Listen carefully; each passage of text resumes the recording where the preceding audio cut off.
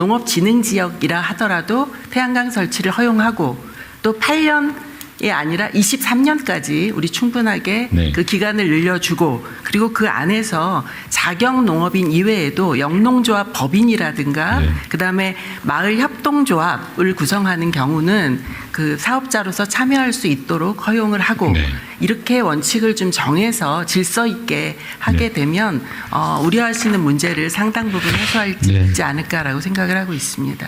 그 말씀과 관련이 좀 있는데 지금 우려되는 점들은 이게 농지를 전용을 태양광 발전 부지로 전용을 아예 해버릴까 봐 걱정하잖아요.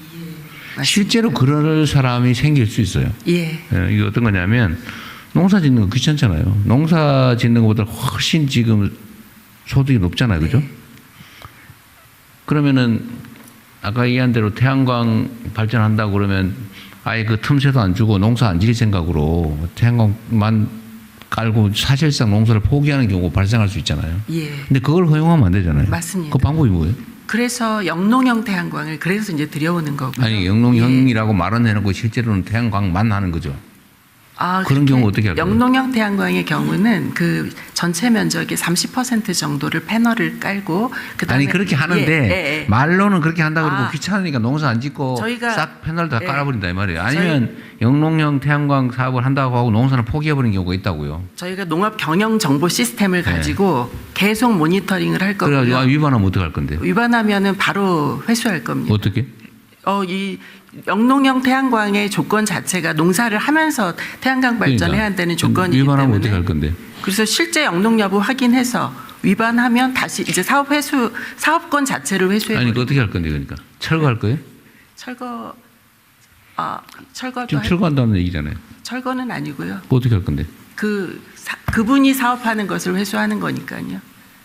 어떻게 그 사람이 그 돈 자기 돈 들이고 사업을 영농형 태양광 자체는 대통령님 전체 농지에서 30% 정도의 패널을 깔고 그 아래서도 농사를 하는 거지 않습니까? 그러니까 농사를 안 지면 어떡할 거냐고요. 농사를 안 짓게 되면은 바로 사업권 자체를 회수하게 되는 페널티를. 회수하면 어떻게 되는데?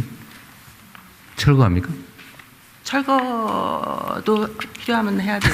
아니 한전하고의 예. 전력 연결망만 단절하면 사업을 할 수가 그러니까 내 없습니다. 말이 그 뭐냐면 그 구체적 네. 대책을 고민하지 않은 거잖아요.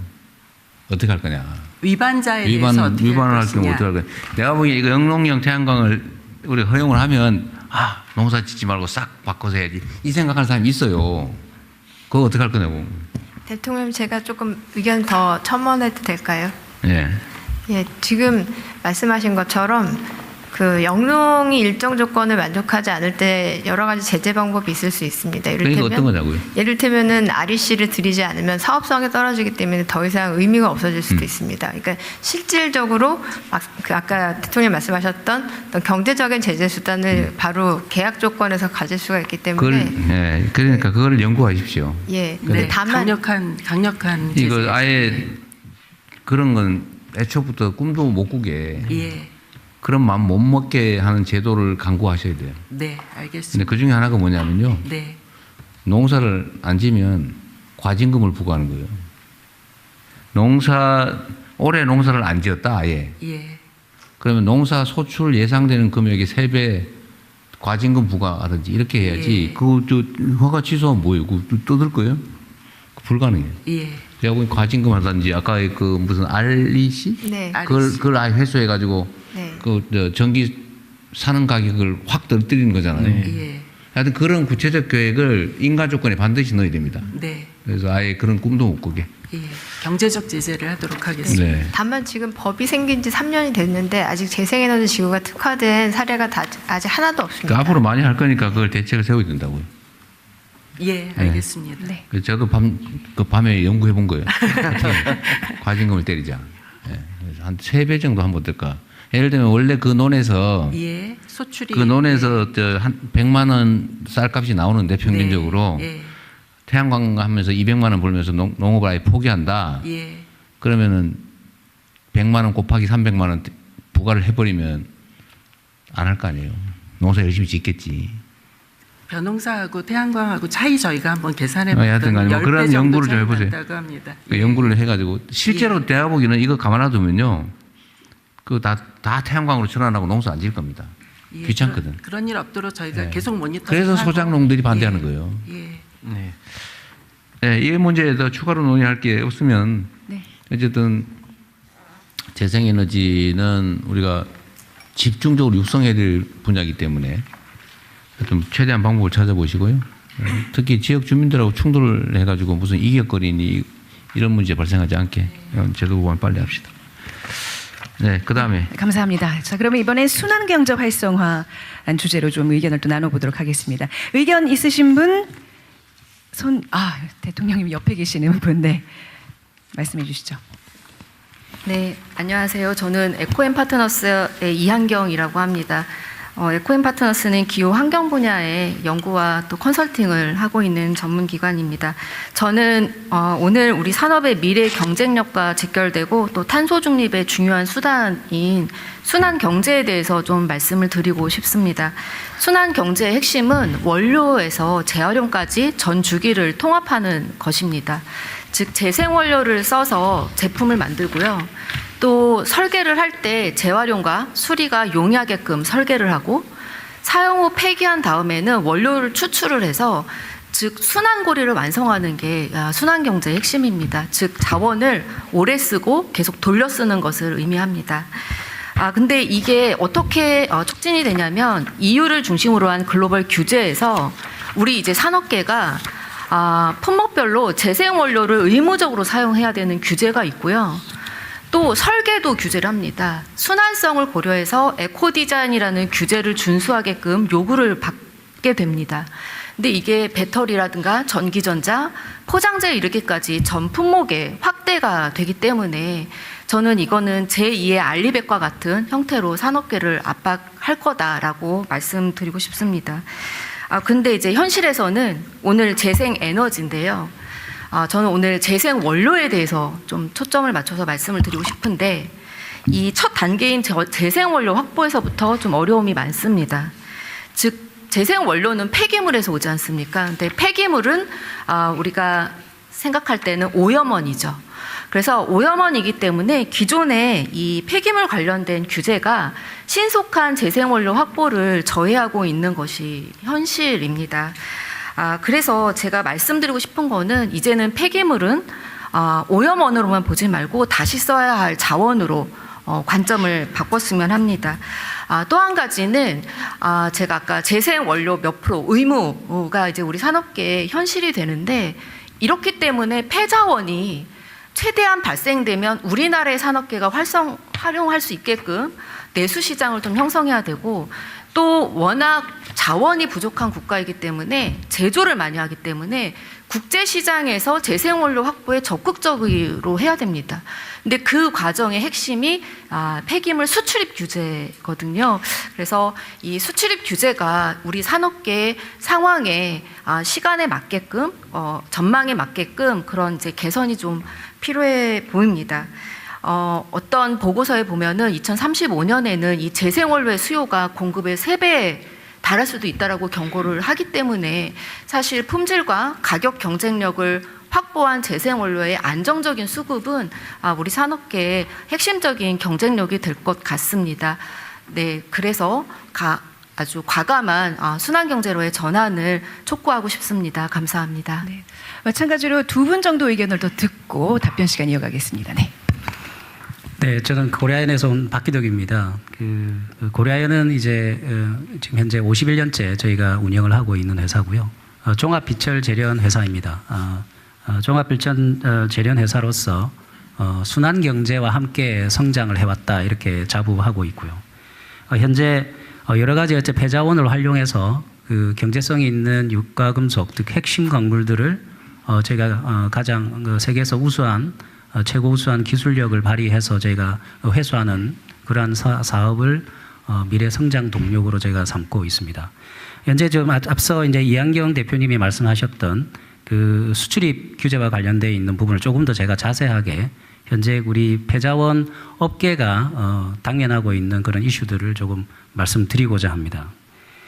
먼저 수입 분야인데요. 첫 번째는 그 폐기물 간의 그 국가 간 이동을 규율하는 이제 바젤 협약이 있는데 이걸 이제 국내에서는 상당히 엄격하게 적용을 하고 있습니다. 그에 따라서 이 복잡한 수입 신고 절차 등으로 인해서 그리고 이거를 매년 반복하게 하는 절차가 있기 때문에 타국의 사례를 보면 한번 수출입 절차를 한번 밟게 되면 이걸 단연간 적용해서 그 유예 기간을 부여하는 그러한 이제 존속 기간의 연장이 가능한 그런 제도가 있기 때문에 이러한 거를 우리나라에서는 적용받지 못함으로써 상대적인 불리함이 있다 이렇게 말씀을 드립니다.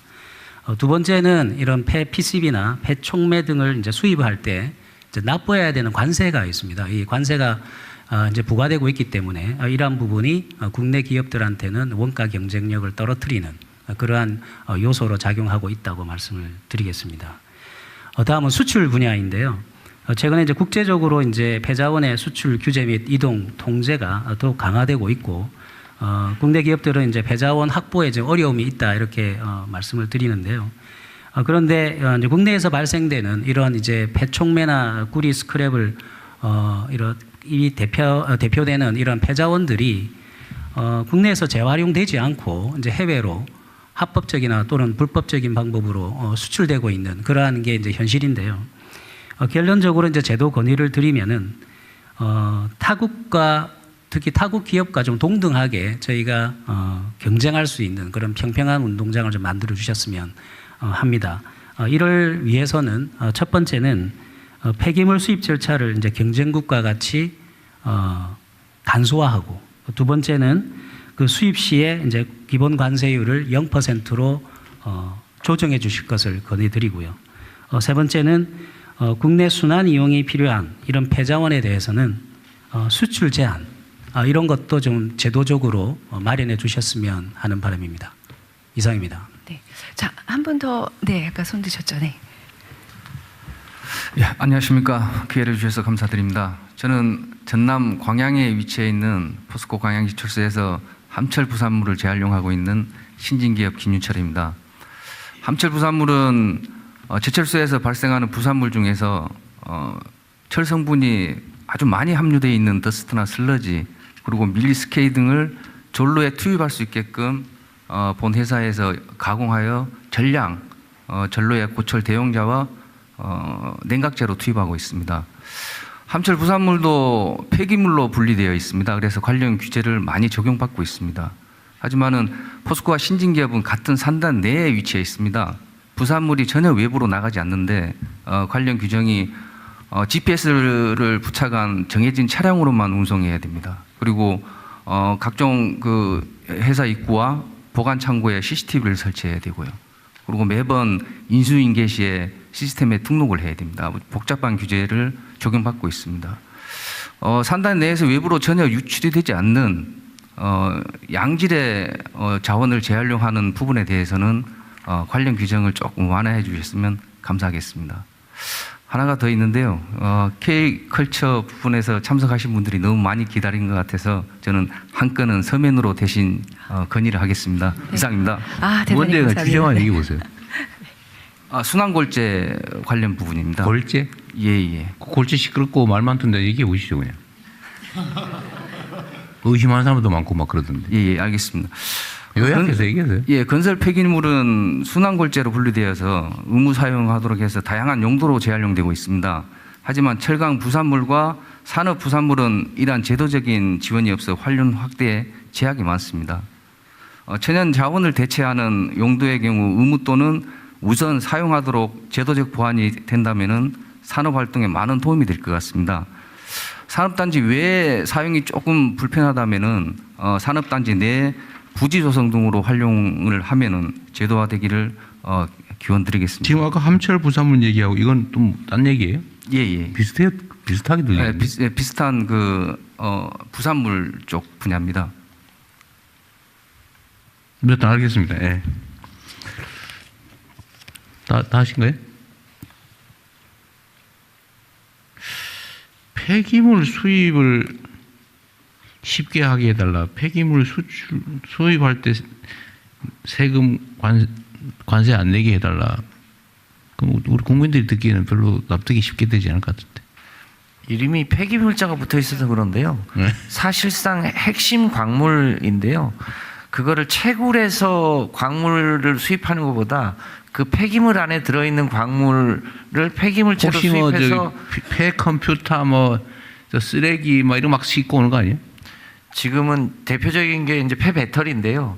폐 배터리 안에 있는 니켈이나 배터리를 망간이나 폐 배터리를 수입한다는 거예요? 그렇습니다. 그 안에 니켈, 망간, 코발트와 같은 핵심 광물이 들어 있는데 그 추출하고 난 나머지 폐기물은 어떻게 하는 그건 거예요? 대부분 고철입니다.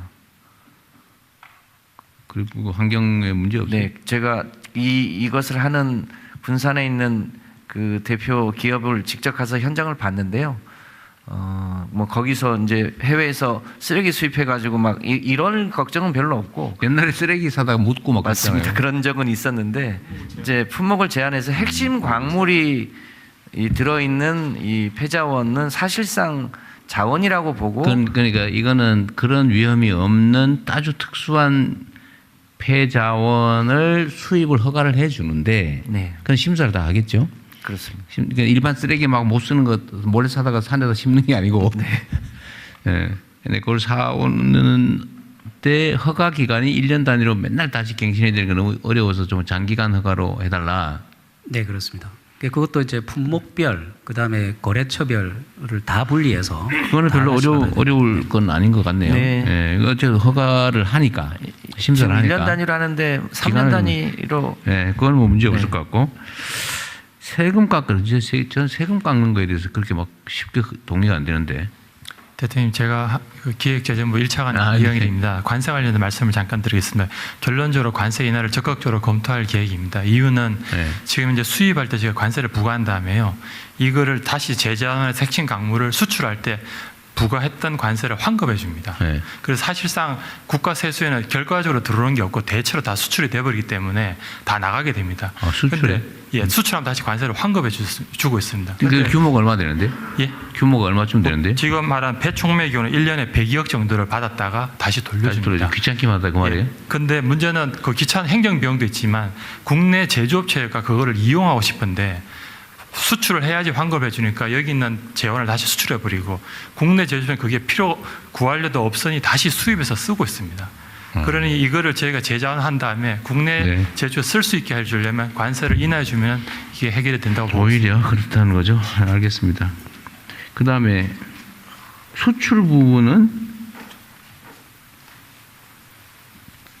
불법 네. 수출을 허용해달라는 얘기는 아니고 이제 수출을 제한해 달라는 겁니다. 이제 그 바젤 협약에 이제 제한해 달라? 네, 그렇습니다. 예를 들면 어떤 거예요?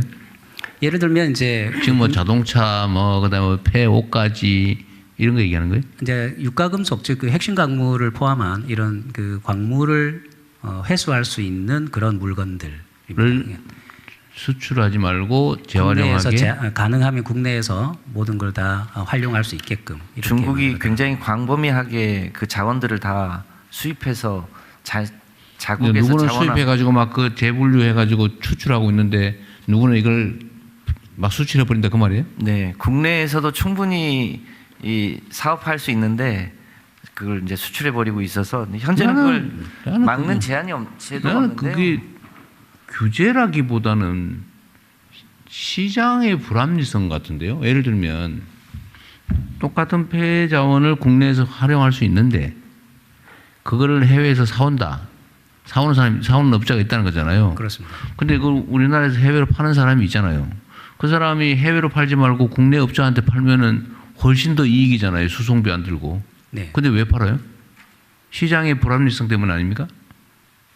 맞습니다. 있습니다. 근데 그거는 제도의 문제가 아니라 시장의 문제 같은데? 근데 이제 그 각국 간의 어떤 그 제도적인 차이가 여기에 영향을 미치는데요. 대부분의 지금 그 국내 업자한테는 싸게 살라고 그래서 그런 거 아니에요?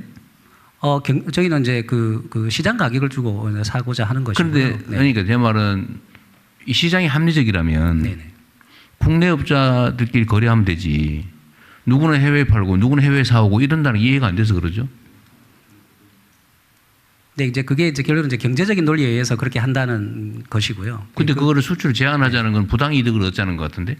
그러나 이제 타국들이 수출을 제한하고 있기 때문에 이미 이제 대부분의 뭐 예를 들면 EU에서는 원천적인 그 원칙은 국내 소비를 아예 그 원천적으로 법으로 그렇게 정해놓고 있습니다. 그래서 그렇게 했는데도 불구하고 이제 수출이 되는 부분은 그걸로 해결을 못하는 부분들. 그러니까 저는 이게 납득이 잘 안 되는데 혹시 누구 의견 있으면 말씀하면 네, 해보실래요? 실제로 유럽 저는 이해가 잘 안 되거든요. 예, 유럽에서는 그 각종 그 이제 자원들을 자원 순환 차원에서 채굴해서 쓰고 버리는 방법이 아니라 기왕에 한번 채굴돼서 사용되고 제가 있는 말씀드린 걸 말씀은 제가 그래서 얘기했던 거. 유럽도 그것을 수출을 제한하고 있고요. 아니 그런데 국내 업체가 예를 들면 이 어떤 A 폐기물을 해외에서 3% 관세를 부담하고 수송비 부담해가면서 사온다는 거잖아요. 네. 그런데 우리나라에서는 그거를 해외에다 파는 데가 있으니까 제한해달라 그 말인 것 같아요. 네, 그렇습니다. 네. 그런데 국내에 수요가 있다면 국내 업체는 해외에서 관세 부담하고 수송비 부담해가면서 해외에 사올 게 아니라 국내에서 사는 게 낫지 않습니까? 그걸 뭐 수출 제한이라고 하는 법적 제도로 강제하냐고요. 그냥 시장에서 자연스럽게 해결돼야지. 이게 시장에서 자연스럽게 해결할 수 있는 수요 공급이 이제 형성이 되면 그러한 경우는 이제 저희가 뭐 막자는 건 아니고요. 다만 국내에 여유 있는 이런 캐파가 있으니 그러한 걸 적극 활용하는 방향에서 생각해 보자는 말씀입니다. 네. 쉽게 나는 납득이 안 돼. 하여튼 뭐 다른 이유가 뭐 있을 것 같은데 네. 뭐 이렇게 얘기하는 게 뭔가 이유가 있을 것 같은데 구체적으로 나중에 따로 한번 더 점검해 보시죠. 담당 부서가 어디예요? 네. 지금 당장 판단되는 게 있어요. 제가 얘기하는 문제에 대한 대통령 말씀 충분히 이해했습니다. 당연히 시장 가격이 제가 부당한 그 이해를 지적이에요. 했습니다. 예. 제가 한번 내가 파악을 그럴 수도 있지. 해보겠습니다. 예. 얘기해 보십시오. 내가 뭐 오해를 하고 있을 수도 있어요. 서로. 예, 사실 이제 제가 알고 있는 지식으로 잠깐 설명을 드리면 일단 이 수요가 품목별로 시장별로 그 시기가 좀 다릅니다. 그러니까 이제 지금 우리 재생 원료 아까 제가 의무화가 된다라고 했는데 현재는 우리 기업들이 당장 의무화가 해야 되는 법이 집행되고 있는 상황은 아닙니다. 3, 4년 후에 벌어질 일이어서 지금 현재의 수요가 사실은 글로벌 기업으로부터 있기 때문에 국내 수요보다는 해외 수요가 더 많다라는 걸로 저는 이해를 하고 있고요. 한 가지 또 하나는 우리 기업들이 이제 글로벌 기업인데 재생 원료를 쓰게 되면 그걸 인증을 받게 돼 있습니다. 근데 이제 글로벌 기업이 재생원료 인증을 이제 우리나라 인증을 받는 게 아니라 이제 글로벌 인증을 받는 것이 사실은 더 선호가 됩니다. 이제 훨씬 더 국제 상호성이 이제 확보가 되기 때문에 그래서 이제 글로벌 기업들은 국내의 재생 원료보다는 이제 해외 재생 원료의 해외 인증을 받은 걸 선호하는 경향이 있다고 합니다. 그래서 이제 저희 아까 계획에서도 제가 봤는데 국제 호환성을 갖춘 재생원료의 인증 제도를 만드는 부분이 조금 그런 시장 상황을 만드는 데 시장 조성을 해야 될 상황이다. 시장이 형성이 잘 안 돼 있다 그 말인가 보네요. 저는 이제 현재 이제 국내 기업의 수요보다는 현재로서는 해외 수요가 많기 때문에 그거는 환경부하고 환경부 소관 사업일 테고 기후부. 죄송합니다. 기후 에너지 환경부 아니에요? 네, 맞습니다. 알았어요. 네. 그 기후부로 약칭하기로 했어요? 그렇습니다. 네. 뭐 미리 좀 알려주세요. 네. 죄송합니다. 어쨌든 기후부 소관이고 기재부는 뭐 수출입 허가 그래?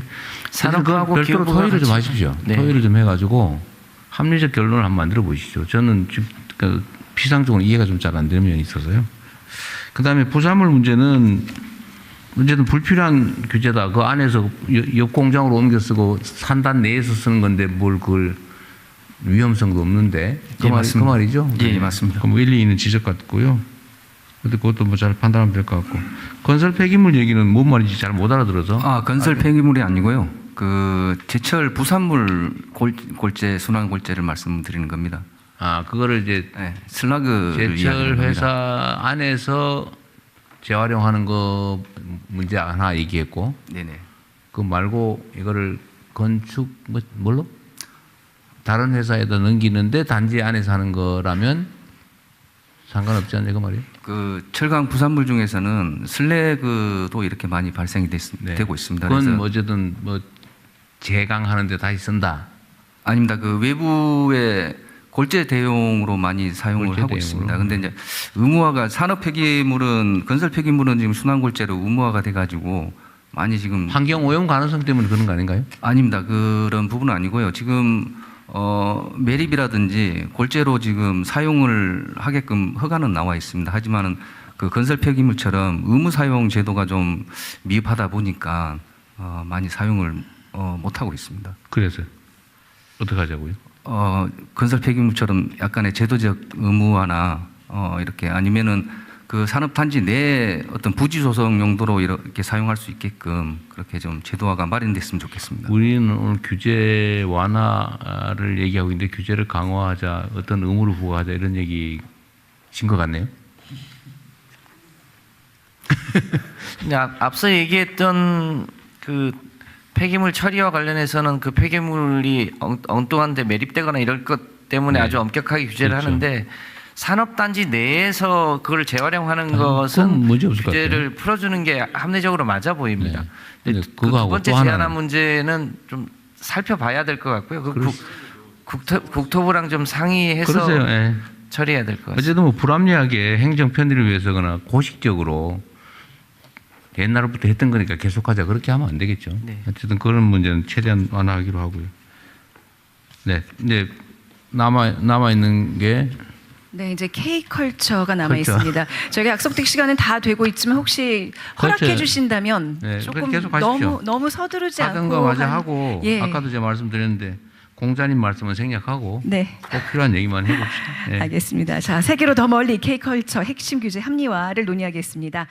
문화체육관광부 장관님의 발표를 듣겠습니다.